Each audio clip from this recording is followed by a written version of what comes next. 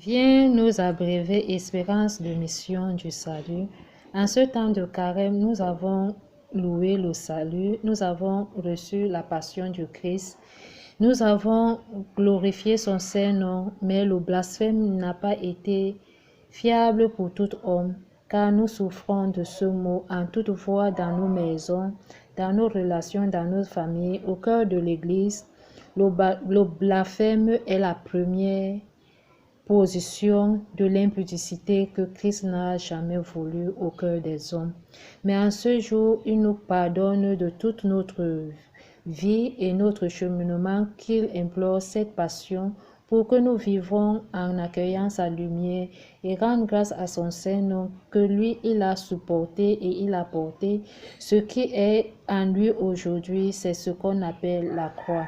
Le blasphème n'aboutira jamais à la victoire, mais l'humilité de son règne d'absorber et de consommer cela en lui, en portant cette foi qu'il a vécu aux souffrances de nos maîtresses, qu'il a vaincu la croix en nous prouvant en lui la résurrection aujourd'hui. La délivrance est donnée dans le cœur sacré la délivrance est donnée dans le cœur sacré que le prophète Jérémie nous présente aujourd'hui dans les Saintes Écritures de la première lecture. Dans cette perfection d'amour, nous cherchons toujours à détruire l'homme juste pour qu'il se retrouve au milieu de nous, mais l'espérance de cette mission ne vous accomplira jamais parce qu'il n'est pas envoyé à votre foi, mais à l'évidence de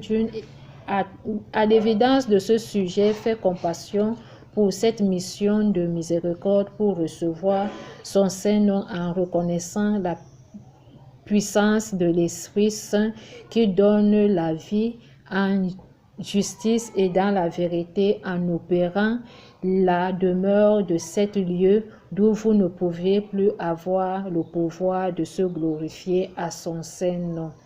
Tous mes amis guettent mes faux pas, ils le disent peut-être, se laisseraient-ils séduire?